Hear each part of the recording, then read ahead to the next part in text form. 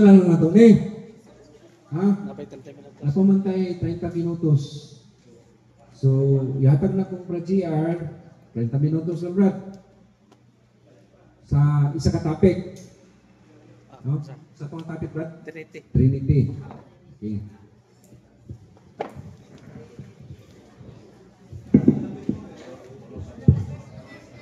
Bring on yung sword, may bundag sa tanan. That is good. All the time. Palakpakan na ito ang Ginoo. O, bueno, binigyan niyo agad, Brother GR from Paris, sa parokya sa Sambong kita. Sakop ni Padre Guy. O niya, kasamtangan niya, nag-function sa Raises Balay-Balay Kauban sa Brother Leo, Brother Rolly, wala sa karon, kaya dito nabahin mo gudi. So, hopefully nga kamo, diya sa pagpapal ni Kristo, maminaw sa pulong sa Diyos. Amen? At ang kasigutan karon ang Trinity. So, di ba ako magsugod, ako may pumaliyog ng mga batano, paliyog na hinahinay ito, hatag ito ng mga ballots, voting ballots, para sa pagpili sa mahimo na ito leader.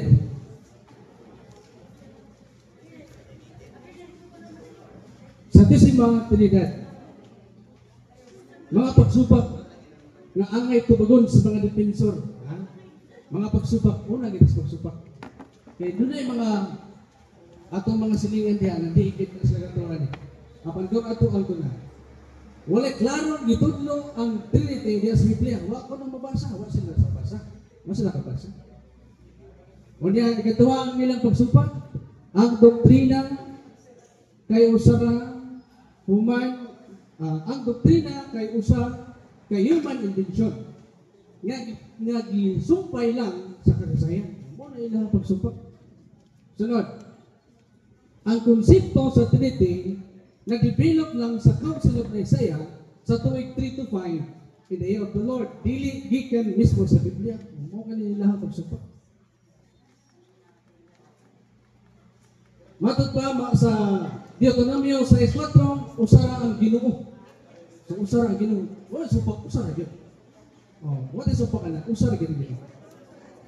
5 ay kalima, Juan 13, si Jesus nagsulti nga ang amahan maura ang tinuod niya Dios.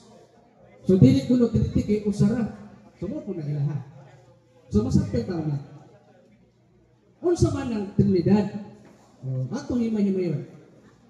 Matod pa sa The Catechism of the Catholic Church number 234, ang misteryo sa balaang Trinidad mao ang sentro nga misteryo sa Kristohanong pagtuo o kinabuhi.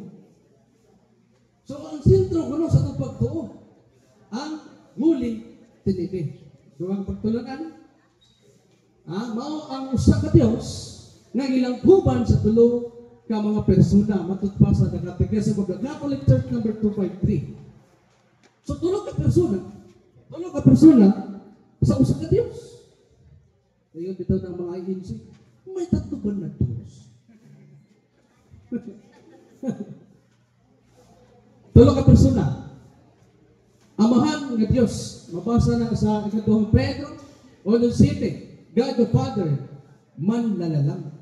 So God the Father, mao ang naghugna sa tanang kabuhatan.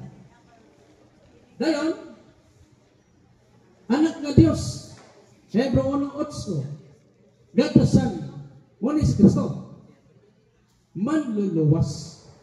O niya mabasa usap niya sa Juan 1:18, nagitawag ka dito nga anak nga Dios. Anak nga Dios, buktong anak nga Dios. Buktong anak nga Dios, pinilanggan sa Dios ngayon. Ngayon, Espiritu Santo, mabasa na sa buhat 0:3-4. God, the Holy Spirit, tighatag ug giya ug kusog. So, ang Espiritu Santo, tighatag ka ug kusog mo naghatag mo karon ganin mo sa alang sa pagtuminaw sa pulong sa Ginoo. Kay ang Espiritu Santo naglamtag kanato sa kadasig. Amen?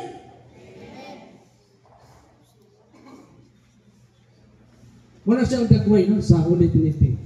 God the Father, God the Son, and the Holy Spirit. So, muna siya ang illustration ng atong mapakita. Father, is not the Holy Spirit, and the Son is not the Holy Spirit, and the Son is not the Father. Pero kung dili ta moagi, Father is God. Ayun. God is the Holy Spirit, and then God is the Son. Nakuha ninyo? Amen? Magikan sa pulong. Sa Latin, Trinitas, meaning three are one, o ang tulo na usa. Dugang pagpatod sa Biblia, sa Lucas 10:25, ngatas 26, on sa may giingon sa kasulatan, o giun sa human kining pagsabot. Kinanglan din natong sakton ang balaag nga kasulatan. Sakto na to ang balaag nga kasulatan. Matod pa sa Genesis 1:26, bato nato ang tao sama sa atong dagway. Mingon ang Diyos. Ya bato nato ang tao sama sa atong dagway. So nasa kauban dito. Ato man. Plural. O niya sa Exodo 3:14, ang amahan naging istorya ka Moses. Ang Diyos mingon kang Moses, ako mao ko. Sa English pa, I am who I am. O niya sa Matthew 20:19, makita ang basa, masagot. Explicitly. Kamu na dahil na. Mingon explicitly, mabasa. Literal. Kumikag, bunyagi sila sa ngalan, sa Amahan, sa Anak, o sa Espiritu Santo. So, natong mabasa na dunay Holy Trinity. O niya matut pa sa Juan 6:30, ako o ang Amahan usa kami. O niya sa liyang teksto ani, like version, ako o ang Amahan usara. O niya sa Juan 1:18, manay gusto ko kanina, wala kayo tao nga nakakita sa Dios. Ang buktong anak nga Dios nga pinalangga kayo sa Amahan, maoy nagpaila kaniya. Unsa ko nagimisgutan diri? Anak na Dios. Mo bitaw tong amo ang silingan nga ministro di Bisitas Balay. Nagiglantubi siya ini. Pag nabasa niya diri, nagpuligay siya basa kay kung mga version ng Bible. Mangita ko siya lang version, sunod balik niya. Wala man ibalik.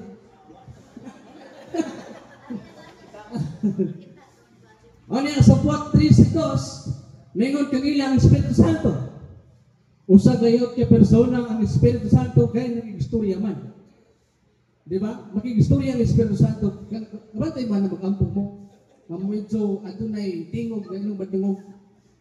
Dili gilitan nga tingog, pero adunay idea. Amo ni mo baton. Muna ang tingog, din imong madungog pinagi sa Espiritu Santo. O, gani, isa ni Kristo. No? Mga reliyon nga walang magtuo ni ining Trinidad. Wala sila mutuo nga si Jesus Dios. Alam kanila, siya usa lamang katao nga gisugo sa Dios. Tungod kay si Kristo nihila. Di ba? Nihila si Kristo. Tao siya. Muna ilang pagtuo. Si Kristo gigutom. Tao siya kay gutom. Muna ilang pagtuo. Nagkaon og isda. Dayon, ang saksi ni Jehovah, alang kanila si Jesus kay lahi sa Dios. No? Lahi sa Dios Amahan o gibuhat lang siya. Ang Espiritu Santo para nila dili persona. Apan gahom sa Dios. Di ba mo daw sa Dios? Apan, gahom sa Dios. Apan, ato pagtulunan, mo kini katong persona sa balaan nga Trinidad. Kanay Unitarian Christianity, mutuo sila nga si Jesus isip usa ka propeta, no? Giisip nga usa ka propeta, maestro, apan dili Dios. Gisalik man nila ang konsepto sa tulo ka persona sa usa ka Dios. So, ilang giwala ang gikulangan nila ang Holy Trinity, no? Kulang-kulang. O niya, ang Islam, Judaism, Buddhism, wala sila mutuo ang Trinity. Kaya matod pa nila, mutuo sila nga usara ang Dios, si Allah. O si Jesus, usa lang, kapropeta, dili Dios. Dili sila mutuo sa balaan nga Trinidad. Okay, alam ba? Pero kung yung sakto ng anak, God Father, pero di sila natuo, anak ng Espiritu Santo. Ang tawag na ito, no? Kita mga division, ulit kita kapag. Ang pagkausa sa Diyos, diya sa Deuteronomio 6:4, wala magpasabot nga walay pluralidad sa persona, kundi usa lang ka essence sa Dios. Ang pagkausa sa Dios nga naglalang sa tanang butang. O niya, sa bagong tugon, ipadayag nga ang Amahan, Anak, Espiritu Santo, parehas o pagka-Diyos. Gali sa Juan 1:1 nga ang pulong nahimong tao. O niya, sa buhat, maugya po ng gisgutan. Sa buhat 5:3-4 o sa Mateo 20:8-19. Konklusyon. Konklusyon. O sa misteryo nga giluwatan sa Dios pinagi sa Biblia o giilang sa simbahang Katoliko, dili kinihimpit nga masabtan sa atong utok.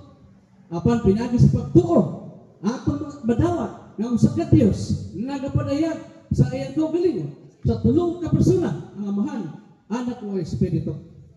Apan di pa tamuhuman. Sige na ka. Dapat yung brother. Ano itong masabtan ang pagbuhat sa tibok kalibutan sa panahon nilang ni Adan, ni Noah, ni Abraham, hanggang kay Moses. Ang ilang gialagaran nga gila Dios Amahan. Apan pagabot sa usa ka propeta, propeta Isaias, gumitag na nga mahimugso ang usa ka lalaki. Pinaagi sa usa ka dalaga.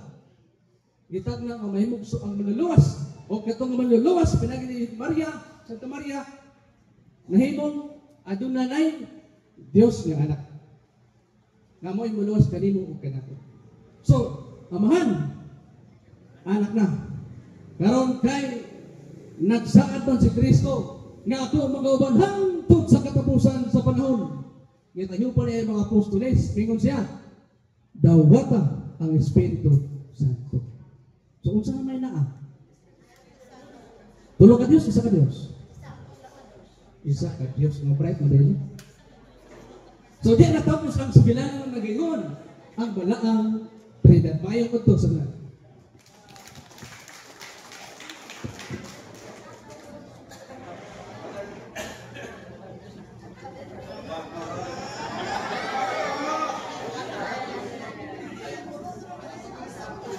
Ingat na yun ang Muslim. Ala, kamo nga mga Katoliko, walay klaro. Daghan mo Diyos. No? Daghan mo Diyos. Ningo mo Katoliko, kamo galit. Daghan mo ala.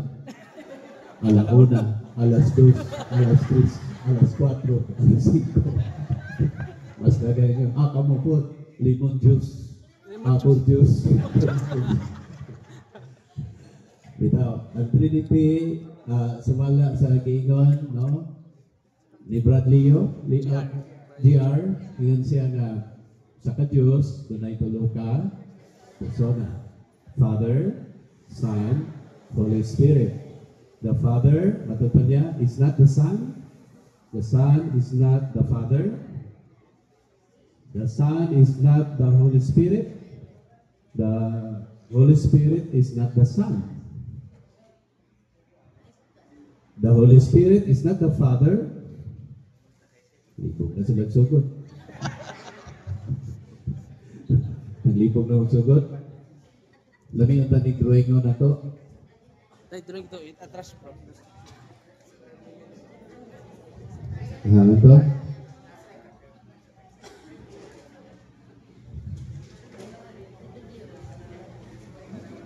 Ano na ito drawing kanina? Nasakta naman tingin ninyo.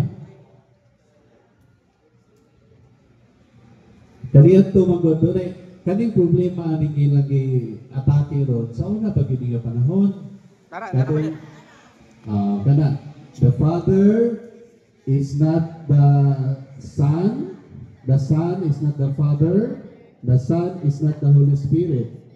The Holy Spirit is not the Son, the Holy Spirit is not the Father. But the Father is God, the Son is God, and the Holy Spirit is God. One God, three divine persons. Saan natin na pag-imagine? Murag adlaw ba? Usa ka realidad ang adlaw. Tanong tag-adlaw no? Hangad gali mo sa babaw.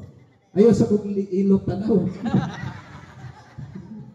Basta babaw, sa ito makita, narito ang adlaw. Sa ito nakita sa adlaw, siga. Siga kayo, ako kayo siga. No? Murag yun na siya. Murag ga. Usa ka po. Pero diha sa adlaw, na ang kasiga, na ang kahayag, na po ang kainit. Warm. Bation na to ang kainit. Di ba? Pero usaray gahatag na. Maura ang adlaw.